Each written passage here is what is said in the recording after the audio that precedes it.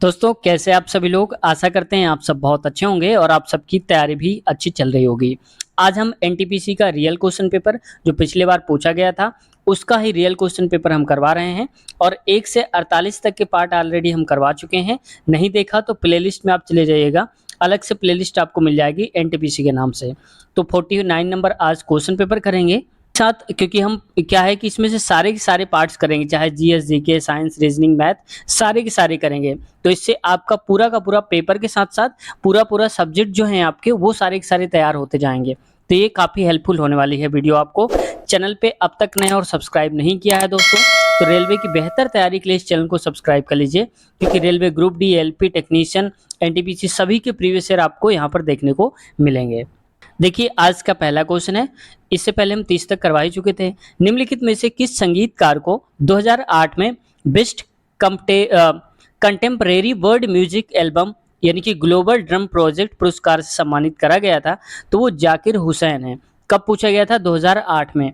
अब आप सोच रहे होंगे 2008 का पूछा गया था, तो ऐसा हो सकता है कैसे कि जब कभी भी कोई ऐसी सेलिब्रिटी होती हैं, उनकी कभी डेथ हो जाती है या कुछ होता है तो उन वो थोड़ा सा हाईलाइट हो जाते हैं। तो जो मुद्दे मीडिया में चल रहे होते हैं, खासकर जो ऐसे होते हैं जो फेमस पर्सनालिटी होते हैं, उनके बारे में क्वेश्चन आ जाता है। ठीक है, तो इसको आप याद कर लीजिए। अगला क्वेश्चन देखो, इनमें से किस वर्ष ए आर रहमान ने 2 ऑस्कर जीते थे? अब आप बताओ कि ये कौन सा करंट अफेयर कहेंगे? 2009 का। ठीक है, लेकिन इसको अब जीएस मान के करेंगे, यानी कि हम यहाँ पर जनरल साइंस मानेंगे, जीके मानेंगे, जनरल नॉलेज के हिसाब से चलेंगे। तो ए आर रहमान ने 2 ऑस्कर जीते थे 2009 में, याद रखिए। अब दोबारा आएगा तो गलत नहीं होगा आपसे। अगला क्वेश्चन है, किसी संख्या का 15% 165 है, तो संख्या बतानी है। देखो दोस्तों, मान लिया कि ये 15% दिया है और दिया कहाँ है? 165, यानी कि हमारे हिसाब से 15% और उसकी वैल्यू 165 और टोटल नंबर होता है 100%। भाई टोटल नंबर 100 ही तो होगा। अब इसको आप काट दो। किससे काटेंगे आप? 3 से काट दो। 5 से भी काट सकते हैं आप, 3 से मैं काटता हूँ। 3 पचे 15 और 3 पचे 15, यहाँ पर भी आएगा 3 पचे 15। ठीक है, अब हमें क्या करना है, यहाँ पर 100 लिखा है, 100% बनाना है। तो आप इसको 100 बनाने के लिए किससे गुणा करेंगे? 20 से करेंगे। तो यहाँ फिर आप 20 से गुणा कर दीजिए, तो कितना हो जाएगा? 2 पंचे 10, 2 पंचे 10, 1 11 और 0 लगा दीजिए, यानी कि 100% की वैल्यू हो जाएगी 1100। ठीक है, देखो ऑप्शन नंबर तीसरा है। अगर आप ऐसे नहीं कर पा रहे तो मैं एक दूसरी ट्रिक बताता हूँ आपको। देखो जैसे 15% था, ठीक है, 15% है तो कर सकते हो 15%, या ऐसे डायरेक्ट कर दो आप। 15% गुणे में x नंबर मान लिया और नीचे 100, क्योंकि परसेंट हटता है तो नीचे 100 आता है, बराबर में 165। इसको आप सॉल्व कर लेंगे तो भी आंसर आपका वही आ जाएगा। ठीक है, जैसा भी आपको सही लगे। ठीक है, 15 से काटेंगे, 15 एक कम 15, 15 एक कम और 15 एक कम 15, इधर भेज दीजिए तो 1100 हो जाएगा। ठीक है, अगला क्वेश्चन देखो, उस विकल्प का चयन करें जो तीसरे पद से उसी प्रकार संबंधित है जिस प्रकार दूसरा वाला पहले पद से। देखो क्वेश्चन लिखा है माता, तो माता क्या करती हैं? पालन पोषण करती हैं। तो चिकित्सक क्या करता है? उपचार करता है, यानी कि आपका जो रोग हो जाता है, कोई बीमारी होती है तो उसका इलाज कौन करता है? डॉक्टर करता है। जैसे माता का काम पालन पोषण करना, वैसे चिकित्सक यानी कि डॉक्टर का काम उपचार करना। अगला क्वेश्चन नेक्स्ट है, यहाँ पर देखो, अंडर रूट 1 प्लस साइन ए अपान 1 माइनस साइन ए का मान ज्ञात करना है। तो देखो दोस्तों, कभी इस प्रकार का अगर क्वेश्चन आता है, ऊपर भी सेम नीचे भी सेम लेकिन साइन का अंतर हो, तो आप इसका गुणा करा दिया करिए। गुणा मतलब मैं बता रहा हूँ, जैसे 1 प्लस साइन ए, इसी को आप पूरा नोट कर लो, जो लिखा है 1 माइनस साइन ए। ठीक है, इनटू में, अब देखो नीचे माइनस है, 1 माइनस साइन ए, तो अब जो गुणा कराएंगे आप उसका उल्टा, यानी कि 1 प्लस साइन ए का गुणा कराएंगे। ठीक है, 1 प्लस साइन ए, ये अंडर रूट में ये भी रहेगा। ठीक है, मैं डायरेक्ट पूरा अंडर रूट में ही कर देता हूँ, और यहाँ पर भी क्या हो जाएगा? 1 प्लस साइन ए हो जाएगा, ये भी रूट में ही रहेगा। ठीक है, ये पूरा रूट में ही है, समझ जाओ। अब देखो 1 प्लस साइन ए, 1 प्लस साइन ए, क्योंकि गुणा है तो 2 बार हो जाएगा, तो आप कहेंगे 1 प्लस साइन ए। अगर इसका स्क्वायर करेंगे और अंडर रूट ऑलरेडी है तो आप स्क्वायर अंडर रूट हट जाएगा पूरा, तो यही हो जाएगा। यहाँ पर मैं इसको हटा के लिख देता हूँ, ये हो जाएगा यहाँ पर पूरा 1 प्लस साइन ए। नीचे क्या बचेगा? देखो 1 माइनस साइन ए, 1 प्लस साइन ए, तो इसका जब करेंगे तो ये हमारे पास फार्मूला होता है, अंडर रूट में आ जाएगा 1 माइनस साइन स्क्वायर ए। क्यों? ये 1 माइनस साइन स्क्वायर है, यहाँ पर लिख नहीं रहा है। अब जैसे देखो a minus b, a plus b क्या होता है, ए स्क्वायर माइनस का बी स्क्वायर, यही तो होता है। तो वही 1 माइनस साइन स्क्वायर ए लिख दिया। अब 1 माइनस साइन स्क्वायर ए क्या होता है, कॉस स्क्वायर होता है, क्योंकि cos square plus sine square equal 1 होता है। ये sine square plus cos square equal 1 कोई भी कह सकते हो। तो 1 प्लस साइन ए अपान में 1 माइनस साइन स्क्वायर हो जाएगा कॉस स्क्वायर, जब अंडर रूट से बाहर निकलेगा तो केवल कॉस ए निकलेगा। ठीक है, अब मैं इस स्लाइड को हटा करके आगे लिख देता हूँ क्योंकि जगह नहीं है, तो आप चाहें तो स्क्रीनशॉट इसका ले लीजिए, फिर आगे बढ़ते हैं। तो ये वाला मैं लिख देता हूँ 1 प्लस साइन ए और कॉस ए। तो देखो 1 प्लस साइन ए हो जाएगा, नीचे लिखेंगे कॉस ए। ठीक है, अब देखो इसको अलग अलग करके लिख सकते हैं, 1 प्लस कॉस ए प्लस का साइन ए अपान का हो जाएगा कॉस ए। ठीक है, अब देखो 1 प्लस कॉस ए क्या होता है, ये होता है सेक ए, plus sign A upon cos A यानी कि sine theta upon cos theta क्या होता है, टैन थीटा यानी कि टैन ए। तो आंसर आएगा हमारा सेक ए प्लस टैन ए। कहाँ लिखा हुआ है, सेक ए plus tan A, option number दूसरा वाला करेक्ट हो जाएगा, ये वाला। उम्मीद है ये क्वेश्चन आपको समझ में आया होगा। तो देखो दोस्तों, जब कभी ट्रिग्नोमेट्रिक ऐसे क्वेश्चंस आते हैं ना, तो जो फार्मूले होते हैं इसकी कौन किस में चेंज हो सकता है, ये आप जरूर पढ़ लीजिएगा एक बार। ठीक है, अगला क्वेश्चन देखो, अगला है यदि a प्लस बी बराबर 5 और ए बी बराबर 13 है तो a cube plus B cube का मान ज्ञात करिए। तो देखो हमारे पास एक फार्मूला होता है a प्लस बी का होल क्यूब अगर करते हैं तो हमारे पास आता है a क्यूब प्लस का बी क्यूब प्लस का 3ab और ब्रैकेट के अंदर हो जाता है a प्लस का b, ये तो होता है।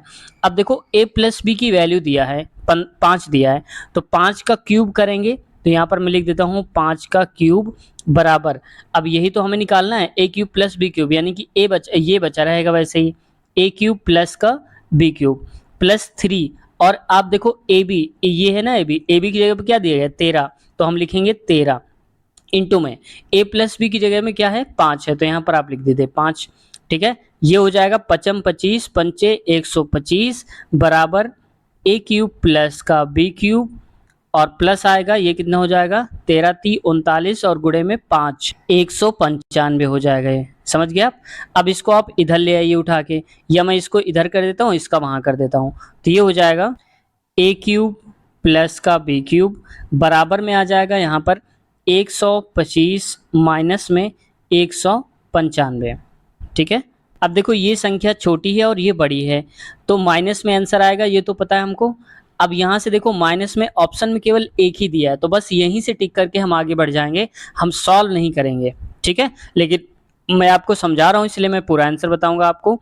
तो इसका जब करेंगे तो यहाँ पर 5 में से 5 गया तो 0 आएगा, और यहाँ पर देखो 9 में से 2 गया तो आएगा 7, और यहाँ तो 0 ही बचेगा, तो माइनस का 70 बचेगा। ऑप्शन पहला वाला सही उत्तर हो जाएगा। समझ गए होंगे आप। तो ऐसे क्वेश्चंस को करना है। आगे बढ़ते हैं, अगला है सिक्किम को भारतीय संघ में किस संवैधानिक संशोधन के द्वारा शामिल किया गया था, यानी कि सिक्किम को जो शामिल करा गया था वो 36वां संशोधन था, ऑप्शन तीसरा। इससे पहले भी आपने देखा होगा एक और पूछा गया था, इससे संशोधन कौन सा संशोधन हुआ था, 42वां संविधान संशोधन, उसको भी पूछा गया था। ठीक है, लेकिन मैं आपसे ये पूछूंगा कि 42वां संविधान संशोधन किस वर्ष हुआ था, आपको बताना है। ठीक है, देखते हैं कितने लोग जवाब सही आता है। अगला क्वेश्चन देखो, यहाँ पर कह रहा है कि 25.12 गुणे में 37.5 बराबर 942 दिया है, तो इसका और इसका गुणा कराना है।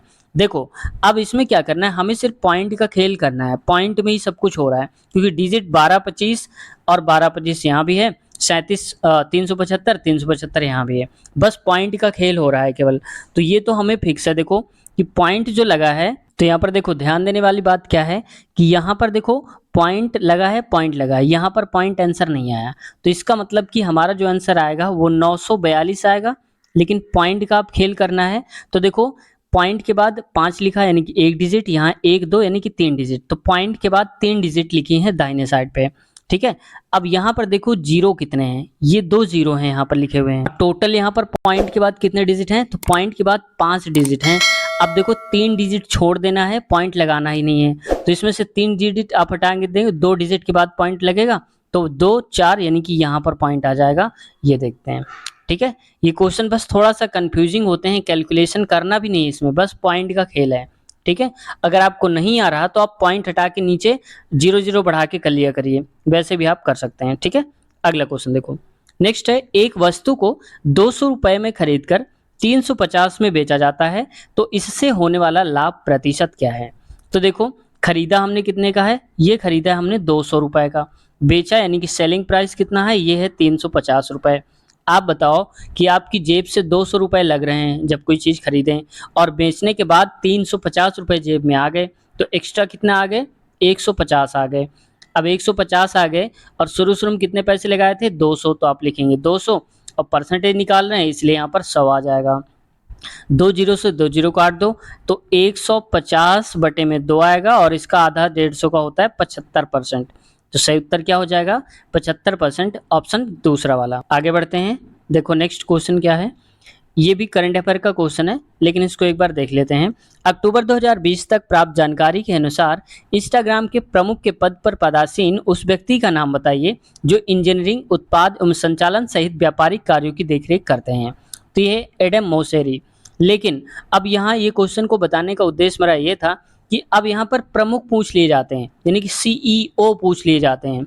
ठीक है, सीईओ याद रखना। पिछली बार पूछा गया था, फेसबुक के एक बार पूछे गए थे, ठीक है, और यूट्यूब के पूछे जा चुके हैं। ठीक है, तो ऐसे करके पूछे जाते हैं कई सारी चीज़ों के, टेस्ला के पूछे जा चुके हैं। अब आप नोट कर लीजिए अपनी डायरी में या अपना रफ रजिस्टर जहाँ भी लेकर आप बैठे हों। अगर लेकर नहीं बैठे हैं तो वीडियो को थोड़ा सा रोक दीजिए और फिर पेन कॉपी ले लीजिए। पहला टॉपिक इस पे आप नोट कर लीजिए।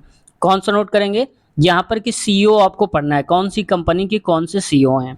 ठीक है, मैं अब आपसे ये पूछता हूँ कि फेसबुक के सीईओ कौन है इस वक्त, ये बताना है आपको जिस वक्त आप वीडियो को देख रहे हैं। सुने, यदि 980 का 10% माइनस 450 का x% बराबर 160 का 5%, तो x का मान बताना है। तो देखो जैसा बोला जा रहा है हम वैसे ही करते जा रहे हैं। 980 का 10% यानी कि 10 आएगा और नीचे आएगा 100, माइनस 450 का x% तो x और नीचे आ जाएगा 100 बराबर में 160 का मतलब गुणा और नीचे आएगा 5%, 5/100। अब देखो यहाँ पर इसको थोड़ा छोटा कर सकते, 0 0 काट दीजिए, इसका 0 इससे और इसका 0 इससे कट जाएगा, तो ये हो जाएगा। यहाँ पर इसको और भी काट दो, वैसे अभी नहीं काटते हैं, ठीक है, आगे काम आएगा।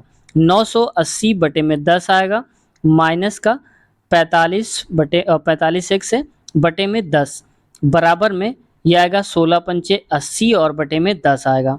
समझ गए होंगे आप, नीचे सभी में सेम सेम है तो आप डायरेक्ट इनसे इनको हटा दो। ठीक है, तो ये आ जाएगा हमारे पास 980 माइनस 45x और ये आ जाएगा, इतना बचेगा हमारे पास। मैं इसको अगली स्लाइड पे लिख देता हूँ। यहाँ पर लिखा है 980 माइनस 45x बराबर में हो जाएगा 80। समझ गए होंगे आप। अब इसको इधर भेज दीजिए, इसको यहाँ ले आइए, यानी कि 45x बराबर हो जाएगा 980 माइनस का 80 हो जाएगा। तो 45x बराबर 980 में 80 गया तो 900 बचेगा, x की वैल्यू आ जाएगी 900 बटे में 45, तो 45 से कम 45 और 45 दूनी 90, मतलब 2 और 1 0, तो आ जाएगा 20। तो सही उत्तर हो जाएगा हमारा ऑप्शन तीसरा वाला 20 हो जाएगा। ठीक है, नेक्स्ट देखते हैं। उस गवर्नर जनरल का नाम बताइए जिसने पैरामाउंटिसी नामक नीति का आरंभ करा था। तो लॉर्ड हेस्टिंग ने किया था। दोस्तों लगातार अगर आप सीरीज कर रहे होंगे तो आपको पता चल पा रहा होगा कि यहाँ पर नीतियाँ पूछी जा रही हैं कई सारी। ठीक है, जैसे राज हड़प नीति पूछी गई थी उस बार, तो ऐसे करके पूछा जाता है। तो नीतियों के बारे में जरूर आप एक बार फोकस कर लीजिएगा, ये ध्यान रखिएगा। दोस्तों आप चैनल को सब्सक्राइब नहीं करते हैं तो प्लीज़ आपसे रिक्वेस्ट है सब्सक्राइब जरूर कर लिया करिए, क्योंकि इस छोटे से चैनल को जितना आप प्यार स्नेह देते हैं हमें बहुत मोटिवेशन मिलता है और नई नई वीडियोस आपके लिए हम लाते रहते हैं। उम्मीद है सब्सक्राइब कर लिया होगा और लाइक भी कर दिया होगा वीडियो को, क्योंकि आप लोग लाइक नहीं करते हैं, कंजूसी कर जाते हैं। ठीक है, तो उम्मीद है लाइक कर दिया होगा। चलिए अगला क्वेश्चन की तरफ बढ़ते हैं। नेक्स्ट है, निम्नलिखित में से कौन सा पशु हार्मोन है? तो पशु हार्मोन यानी कि जानवरों वाला हार्मोन कौन सा है? तो इंसुलिन हार्मोन है। ये देखो पशुओं में और इंसानों में, यानी कि मानव मनुष्य और पशु दोनों में होता है इंसुलिन हार्मोन, लेकिन साइटोकाइनिन, जिबरेलिन और ऑक्सिन ये तीनों की तीनों हार्मोन्स प्लांट्स में पाए जाते हैं, यानी कि पौधों में पाए जाते हैं। याद रखना, साइटोकाइनिन को हम कोशिका विभाजन वाला भी बोलते हैं, क्योंकि कोश का विभाजन इसी हार्मोन्स की वजह से होता है। आगे मिलते हैं, अगला क्वेश्चन देखते हैं। नेक्स्ट देखो, 4 स्मारक सूचीबद्ध किए गए हैं, इनमें से 3 किसी एक तरह से संगत हैं और एक असंगत है, यानी कि इनमें से एक अलग है। असंगत का चयन करिए। तो देखो इनमें से जो एक अलग दिख रहा है हमको, उसका चयन करना है। राजघाट, शांतिवन, किसान घाट, ये तो हैं, ये तो समाधि स्थल होते हैं उनके, जहाँ पर उनको समाधि दी जाती है। लेकिन स्मृति स्थल जो है, वो स्मृति स्थल इनसे अलग हो जाएगा। ठीक है, ये तीनों की तीनों कहाँ पर हैं? दिल्ली में ही स्थित हैं। स्मृति स्थल अलग हो जाएगा, ऑप्शन नंबर चौथा वाला। नेक्स्ट क्वेश्चन पे आते हैं। अगला है देखो कथन निष्कर्ष का। और रेलवे में हर एक सेट में, अगर आप लगातार देख रहे होंगे सेट को, तो आपको पता होगा, आप में से कई लोगों को ये पता चल ही चुका होगा कि कथन निष्कर्ष का हर एक सेट में 2 से 3 क्वेश्चन पूछे जाते हैं। कम से कम 2 पूछे जाते हैं, ज़्यादा से ज़्यादा 4 भी हो सकते हैं। तो देखो कथन पे क्या है, जिस मरीज को पिछली रात इमरजेंसी में लाया गया था, वह बच गया होता यदि उसकी सर्जरी कुछ समय पहले की जाती। यानी कि जो पिछली रात में इमरजेंसी में एक मरीज लाया गया था, वो बच जाता। कब बच जाता? सर्जरी कुछ समय अगर पहले कर दी जाती तो वो बच जाता। अब हम निष्कर्ष पे आते हैं। निष्कर्ष हमारा कह रहा है कि जीवित रखने के लिए सर्जरी ही एकमात्र विकल्प है। तो देखो अब वहां पर कह रहा है सर्जरी हो जाती तो बच जाता, तो इसका मतलब एक उपाय सर्जरी ही तो रहा होगा उस टाइम पे। तो ऑप्शन पहला सही हो जाएगा। दूसरे में कह रहा है मरीज को विलंब से अस्पताल, यानी कि लेट से अस्पताल पहुंचाया गया था। नहीं, ऐसी बात नहीं है, उसको पहुंचाया गया था टाइम से। देखो कह नहीं रहा पिछली रात में उसको लाया गया था इमरजेंसी में, लेकिन सर्जरी ही लेट में हुई थी ना, तो गलती उन लाने वालों की नहीं है, गलती सर्जरी करने वालों की है। तो सर्जरी की वजह से डॉक्टर वो मरा है, मरीज, डॉक्टर क्या ही मरेगा, तो मरीज मरा हुआ है। ठीक है, तो ऑप्शन केवल पहला ही हमारा सही हो जाएगा, दूसरा वाला गलत है। अगला क्वेश्चन देखो, एक किसी निश्चित कोड भाषा में 2307 का अर्थ है सी यू ऑन मंडे, और ऐसे करके दे के रखा है। ठीक है, बताना है हमको कोड यू वर्किंग क्लास, ये पूरा दे के रखा है। तो वर्किंग का मतलब बताना है क्या है। तो देखो यू वर्किंग क्लास में वर्किंग बताना है, तो अगर हमें यू का कोड पता चल जाए और क्लास का कोड पता चल जाए तो हम आसानी से कर सकते हैं। तो अब यू का कैसे मिलेगा, तो देखो यहाँ पर लिखा है ये नंबर और यहाँ पर है यू आ रहा है, और यहाँ पर कहीं और देखो, यहाँ पर भी लिखा है ये नंबर और लिखा है यू। तो आप बताओ इन दोनों में से 2307 में से ये यहाँ पर u कॉमन है इधर वाले में और इधर भी u कॉमन है, तो इनमें नंबर भी कोई ना कोई कॉमन होगा। लेकिन इसमें देखो ऑन, यू ऑन और यू ऑन दो दो दे के रखा है, तो हम समझ नहीं पाएंगे कौन सा वाला कोड इसका है। तो सबसे पहले अब हम ये करेंगे कि ये वाला जो है और ये वाला, इनमें दोनों में कंपेयर करेंगे। तो देखो यहाँ पर लिखा हुआ है क्या, इज वर्किंग। अब यहाँ तो मंडे कॉमन है, देखो इसमें भी मंडे आ रहा है, इसमें भी मंडे आ रहा है, और नंबर में से कौन सा नंबर कॉमन आ रहा है, तो आप कहेंगे तो ये 3 दोनों में कॉमन है। देखो यहाँ भी 3 है और यहाँ भी 3 है, यहाँ भी मंडे है और यहाँ भी मंडे है, यानी कि मंडे का 3 का मतलब क्या हो गया है, मंडे हो गया 3 का मतलब। ठीक है, अब आगे क्या है, यहाँ से हम निकाल सकते हैं मंडे इज वर्किंग दिया है। अब देखो इसमें कौन सा कॉमन है, यू वर्किंग, तो देखो इसमें भी वर्किंग आ रहा है, इसमें भी वर्किंग आ रहा है, तो वर्किंग का कोड हमें अब ढूंढना है। तो मैं लिख देता हूं पहले यहाँ पर वर्किंग। अब देखो इनमें से कॉमन क्या है, 638 में से और 697 में से, तो आप कहेंगे 6 कॉमन है। ये बात समझ में आ गई। अब देखो वर्किंग का निरूपित करती है, वर्किंग पूछा जा रहा था, तो वर्किंग हमारे पास आ गया 6, तो ऑप्शन दूसरा सही उत्तर हो जाएगा। ठीक है, अब आप इसमें कंफ्यूज हो जाते हैं, बहुत सारे हमारे जो सब्सक्राइबर हैं वो ये पूछते हैं कि सर जो 2 लिखा है, तो मैं इसको थोड़ा जूम करके बता देता हूँ ताकि बेहतर आप समझ पाएं। मान लो इसी को ले लो, चलो लास्ट वाले को ही ले लेते हैं। देखो 6 लिखा है, तो 6 का अर्थ यू, 9 का अर्थ वर्किंग, 7 का अर्थ क्लास। ऐसा नहीं माना जाता, बिल्कुल भी ऐसा मत मानना, ठीक है, नहीं तो गलत हो जाएगा। इसमें वर्ड का लेटर क्रमांक नहीं दिया जाता कि 6 है तो इसका मतलब यू होगा, नहीं, इनको कंपेयर करना पड़ता है। हो सकता है इसका पीछे लिखा हो, यहाँ पर यू आगे लिखा हो सकता है यहाँ पर आगे ना लिखा हो, बीच में लिखा हो, यहाँ पहले। तो इनसे क्रम नहीं देखा जाता, हमको मैच करना होता है कि ये नंबर और ये नंबर कौन कौन से मैच कर रहे हैं, और ये वर्ड और ये वर्ड कौन सा मैच कर रहा है। तो जो मैच कर रहे होते हैं दोनों में से, वही उसी का कोड हो जाता है। ठीक है, आगे बढ़ते हैं नेक्स्ट क्वेश्चन पे। MS डॉस एक ऑपरेटिंग सिस्टम है जिसमें डैश होता है, तो कमांड लाइन इंटरफेस पाया जाता है, यानी कि CLI बोलते हैं। ऑप्शन चौथा करेक्ट आंसर है। नेक्स्ट, इनमें से किस शहर में क्षिप्रा नदी के घाट पर कुंभ मेले का आयोजन किया जाता है। तो कुंभ मेला आप जानते होंगे कहाँ कहाँ पर लगते हैं, 4 जगह लगते हैं हमारे देश में। आप में से कितने लोगों को पता है कि 4 जगह कहाँ कहाँ पर हैं, अगर पता है तो आप एक बार जरूर बताना। और जिसका भी आंसर सही हो जाएगा कि कुंभ मेला किन किन शहरों में लगता है 4 जगह, तो उनको उसका आंसर हम पिन कर देंगे और पिन करते ही वो आंसर हाईलाइट हो जाएगा, आप सभी को सबसे ऊपर ही कमेंट बॉक्स में दिख जाएगा। ठीक है, तो कुंभ का मेला कहाँ लगता है? ये उज्जैन में लगता है, क्षिप्रा नदी के किनारे। ठीक है, अगर आप समझ गए होंगे, समझदार हो गए होंगे, तो आप यहीं से आंसर निकाल लेंगे क्वेश्चन से ही। चलो आगे देखते हैं। पहली सोशल मीडिया साइट कौन सी थी? तो ये थी 6 और डिग्रीज। तो 6 डिग्रीज ऑप्शन सही हो जाएगा। पहली, देखो हमने बताया था जब कभी भी पहला सर्वप्रथम सबसे पहले वर्ड आता है तो अपने आप में इंपॉर्टेंट क्वेश्चन ही हो जाता है। तो याद रखना, पहली सोशल मीडिया साइट 6 डिग्री थी, 60 नहीं है, 6 डिग्री। अगला क्वेश्चन, ये भी देखो यहाँ पर देख रखा है। देखो मैं डायरेक्ट आपको सीधा सा बता देता हूँ। यहाँ पर ये दिया है त्रिभुज और ये नंबर दे के रखे हैं। हो सकता है आपको थोड़ा सा ब्लर दिख रहा होगा क्योंकि पीडीएफ ही वैसी थी ये वाला क्वेश्चन, तो आप थोड़ा सा मैनेज कर लीजिएगा, ये क्वालिटी बढ़ा लीजिए।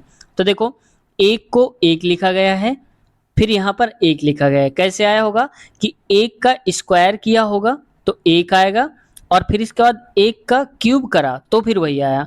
जैसे देखो, 2 का स्क्वायर करा तो 4 आ गया। अब 4 का क्या करेंगे? स्क्वायर करेंगे तो 4 चौक 16 आ गया। ठीक वैसे ही यहाँ पर देखो 5 आया, 5 का स्क्वायर होता है 25, और 25 का स्क्वायर कितना हो जाएगा? तो मैं कहता हूँ 25 गुणे में 25 करेंगे तो 25 पचे हम 625 होता है। इसकी लिंक वीडियो की, यानी कि किसी भी नंबर का हमें वर्ग कैसे निकालना है, आपको इसी वीडियो के नीचे मिल जाएगी, आप एक बार चेक कर लीजिएगा। तो ऑप्शन इसका हो जाएगा दूसरा वाला करेक्ट, यानी कि यहाँ पर जहाँ क्वेश्चन मार्क दिया है इस जगह पर आएगा 625। ठीक है, आगे बढ़ते हैं। निम्नलिखित में से क्या केवल पादप कोशिकाओं में पाया जाता है? तो ऐसी कौन सी चीज है जो केवल पादप कोशिकाओं में पाया जाता है? तो वो होते हैं लवक, यानी कि प्लास्टिड्स। ऑप्शन नंबर तीसरा सही है।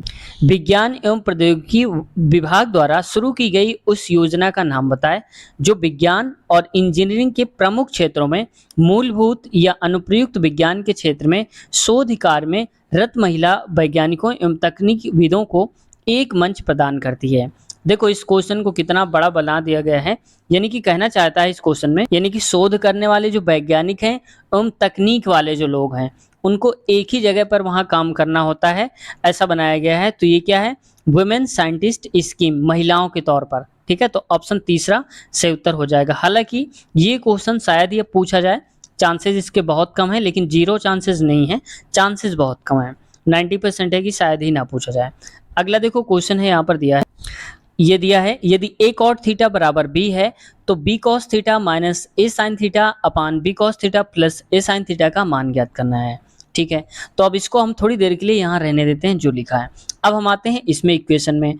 तो यहाँ पर देखो दोस्तों, अगर cos थीटा को हमें बनाना है cot थीटा तो नीचे sin थीटा लिखना होगा। तो इसका मतलब हम कहेंगे जब इसको भाग देंगे यहाँ पर तो ये आ जाएगा b cos थीटा और अपान में आ जाएगा साइन थीटा। अगर आप इसको cos theta upon sine theta लिखेंगे, यहाँ साइन थीटा, तो आ जाएगा b cot थीटा माइनस का साइन थीटा कट जाएगा तो आएगा a, फिर नीचे आएगा b cot थीटा प्लस का, क्योंकि a sine theta upon a sine theta करेंगे, a sine theta upon sine theta, तो केवल a बचेगा। ठीक है, अब ऐसे देखो यहाँ से अब ये लिखा हुआ है तो इसको मैं लिख देता हूँ cot थीटा बराबर b अपान a, यही तो लिखा जाएगा कॉट थीटा की जगह पे। तो देखो यहाँ पे लिख देता हूँ मैं इसको, b कॉट थीटा की जगह पे लिखना है b अपान a, इंटू में b अपान a माइनस का a, नीचे आ जाएगा b इंटू में और b अपान a, तो b अपान का a प्लस का a आ जाएगा। अब देखो यहाँ से कुछ कट रहा है क्या? तो इसमें से अभी नहीं कट रहा है, तो ये हो जाएगा यहाँ पर b स्क्वायर अपान का हो जाएगा, इसको इधर गुणा करा दीजिए यहाँ मन मान के, माइनस का a स्क्वायर हो जाएगा अपान में a, फिर नीचे आ जाएगा देखो b स्क्वायर, तो हो जाएगा b स्क्वायर प्लस का a स्क्वायर अपान में a, तो a से a कट जाएगा। तो यहाँ पर देखो ये आगे आ जाएगा b स्क्वायर माइनस का a स्क्वायर और नीचे आ जाएगा b स्क्वायर प्लस का a स्क्वायर हो जाएगी। ये b स्क्वायर लिखा हुआ है, थोड़ा सा चल नहीं रहा, तो b square upon a square, तो इतना आंसर आएगा हमारा b square minus a square, b square plus a square. तो आप देख सकते हैं ये कहाँ पर लिखा हुआ है, तो ऑप्शन नंबर हमारा दूसरा वाला करेक्ट हो जाएगा। अगला क्वेश्चन देखते हैं। नेक्स्ट क्वेश्चन है, इनमें से कौन सा संगठन कोलकाता में स्थित अपने मुख्यालय और 16 क्षेत्रीय स्टेशनों के साथ भारत के प्राणी संस्थानों के सर्वेक्षण के लिए जिम्मेदार है? तो जियोलॉजिकल सर्वे ऑफ इंडिया जो है ये यहाँ पर जिम्मेदार है। तो ऑप्शन पहला ही सही उत्तर हो जाएगा हमारा। अगला क्वेश्चन है, बजट 2019 में भारत सरकार द्वारा घोषित उस योजना का नाम बताएं जिसके तहत छोटे एवं सीमांत कृषकों को 6,000 प्रतिवर्ष की गारंटी शुदा आय प्रदान की जाएगी। अब देखो बात यह है कि उस समय जब पेपर हुआ था तो आसपास बजट ही पास हुआ था, फरवरी के आसपास ये बजट पास होने की बात हो रही थी, तभी ये यहाँ पर क्वेश्चन पूछ लिया गया था। लेकिन अब ये क्वेश्चन पूछे जाने के चांसेस बहुत कम है, लेकिन हाँ इससे ये आपको आइडिया लगा लेना चाहिए कि जो बजट वाले क्वेश्चंस हैं वो क्वेश्चन आपको पढ़ना है, हाईलाइट रखना है कि किस क्षेत्र में कितना बजट पास हुआ है। अगर कोई ऐसा नया बजट पास हुआ है, ऐसे कोई स्कीम है उसके तहत है, तो भी आप उसको याद रखेंगे। ठीक है, तो आज की वीडियो दोस्तों हम यहीं तक रखेंगे क्योंकि वीडियो थोड़ा सा लंबी हो जाती है तो अपलोड करने में प्रॉब्लम होती है क्योंकि नेट वगैरह की अभी प्रॉब्लम चल रही है, इस वजह से मैं आपसे माफ़ी मांगता हूँ। और इसका जो अगला पार्ट है वो इसी वीडियो के नीचे, जिस वीडियो को आप देख रहे हैं नीचे डिस्क्रिप्शन में आप चेक कर लीजिए, तो अगला पार्ट लिखा होगा, उसके आगे लिंक होगी, तो उस लिंक पे आप क्लिक करेंगे तो डायरेक्ट अगली वीडियो आपके पास आ जाएगी और यहाँ अगले क्वेश्चन से शुरुआत हो जाएगी उसकी। तो आपको कोई मेहनत नहीं करनी, जिस वीडियो को देख रहे हैं डिस्क्रिप्शन क्लिक करिए, लिंक पर क्लिक करिए, बस खुल जाएगा आपके सामने। अगला क्वेश्चन पढ़ते हैं। तो वीडियो कैसी लगी कमेंट सेक्शन में आप ज़रूर बताइए। कुछ कहना चाहते हैं या कुछ पूछना चाहते हैं या कोई सुझाव देना चाहते हैं तो आपके कमेंट्स आमंत्रित हैं, आप अपनी बात कह सकते हैं। तो दोस्तों चैनल से कुछ सीखने को मिला हो तो चैनल को सब्सक्राइब कर लीजिए और बेल आइकन भी दबा लीजिए ताकि रेलवे की बेहतर तैयारी के लिए सारे प्रीवियस ईयर पेपर आपको इस चैनल पर मिल सकें। और साथ ही साथ हमने रेलवे की बहुत सारी गणित की वीडियोज़ भी डाली हैं तो आप उनको भी देख सकते हैं और चैप्टर वाइज भी मैथ पढ़ा रहे हैं, उनको भी आप देख सकते हैं। तो आप स्टार्टिंग से शुरू करिए, कोई भी चैप्टर जो भी आप पढ़ना चाहते हो तो पार्ट नंबर फर्स्ट से शुरू करिए और लास्ट तक जाइए। तो एक एक वीडियो की लिंक मैं यहाँ पर आपको डिस्क्रिप्शन में दे दूंगा, जिस वीडियो को आप देख रहे हैं वहीं एक बार चेक कर लीजिएगा। साथ ही साथ ALP टेक्नीशियन ग्रुप डी ये सारे के सारे भी हम प्रीवियस ईयर करवा रहे हैं, तो अगर आप देखना चाहते हैं तो हमने अलग से प्लेलिस्ट बना दिया है सभी की, तो आप जा सकते हैं हमारे चैनल के प्लेलिस्ट में और वहाँ से चेक कर सकते हैं और देख सकते हैं। तो वीडियो कैसी लगी ज़रूर बताना। मिलते हैं अगले वीडियो में, अपना ख्याल रखिए, टेक केयर, बाय बाय।